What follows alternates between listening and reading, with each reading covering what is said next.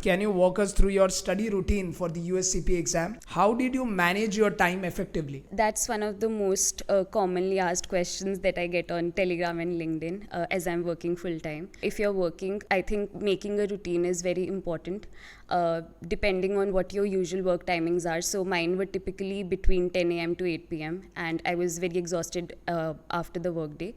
So the only thing that worked for me was in the mornings. So even if it's for 1 or 2 hours, I honestly never studied for 3-4 hours on a typical workday. 1 to 2 hours is sufficient on a workday. In terms of study routine, I will break it down into maybe 4 rounds.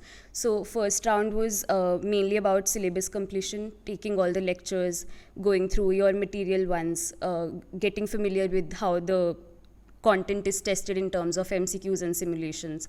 Then the second round is mainly just revising all the syllabus and going through the MCQs and simulations once again. In the third round, I started taking practice tests very frequently. I would just read one unit and maybe give a practice test of, for example, in FAR, a typical testlet comprises of 36 MCQs and 3 TBS. So I would read one unit, give a practice test of 36 plus 3, target a score of 85% or more, and then move on. And then once you have completed a chunk of units, for example F1 to F3, there are many mocks in Beckers. Give those mocks and then move on to the next units.